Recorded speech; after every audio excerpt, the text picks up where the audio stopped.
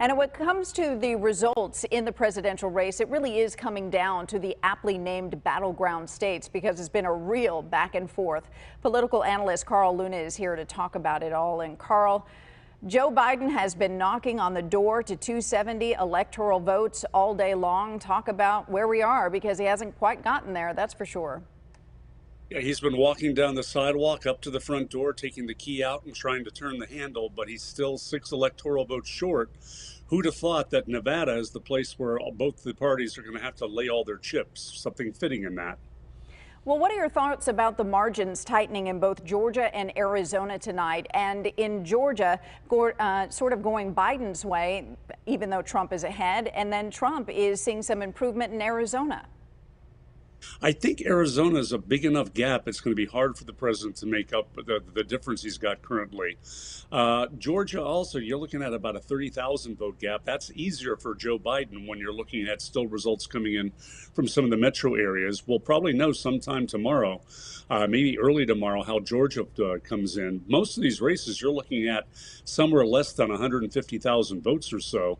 And in big states, that's a margin that can swing around depending on where the votes are coming in from. Do you think there's kind of an irony in that the path that Joe Biden potentially could take to the White House is almost similar to the one that President Trump did by winning Michigan and Wisconsin today?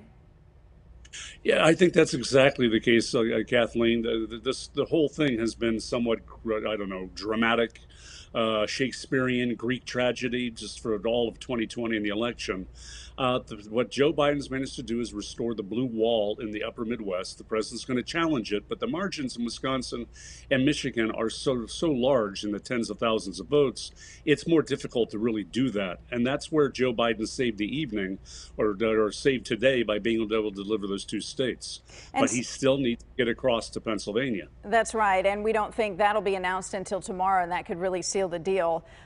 6 states have really yet to be called at this point, and the president, via a tweet that was flagged by Twitter today as well, claimed to have won Georgia, North Carolina, Pennsylvania, Michigan. What is your reaction to that claim?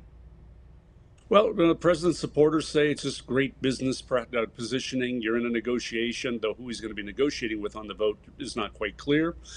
Claim victory and then maybe never admit defeat until you have to leave the White House. His detractors say, and people around the world are kind of looking at this saying, it's not usual for a president or any presidential candidate to be questioning the vote at this point quite like this. You don't proclaim victory, you don't self-anoint. Napoleon could do that grabbing the crown, but American presidents aren't supposed to. How this plays out for legal battles, I don't think will particularly help the president one way or another. Well, one of the great American traditions is that congratulatory phone call to your opponent or the concession speech. John McCain, understanding the history of the Obama moment, was certainly memorable. Even Hillary Clinton, who was so bruised by her loss to Donald Trump, said that the peaceful transfer of power, we don't just respect it, we cherish it. What do you think President Trump will do if he does lose this election? I think he'll contest it right up to the moment that he leaves in January, and Joe Biden would be sworn in should Joe Biden actually win.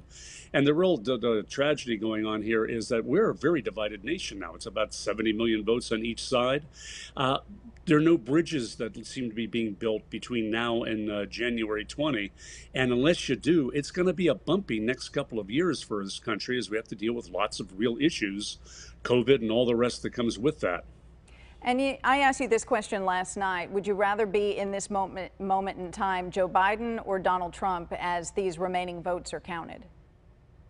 Joe Biden being 6 away from the victory. I mean, he's right on the goal line, and he has multiple ways he wins any one state. He gets across. He's in better shape, but the president could still say this is where the line was drawn. Joe Biden got to 264, and then we wake up and discover President Trump has rallied across all of those states. His victory in 2016 was unexpected. It could be the same this time around, but Joe Biden's probably sleeping better tonight than he did last night. All right, and we will continue to monitor the results, and who knows, by the end of this newscast, we may have more to report. It's just been that kind of election, and we certainly appreciate you sticking with us, Carl, and providing the kind of analysis that you do. Thank you, Kathleen.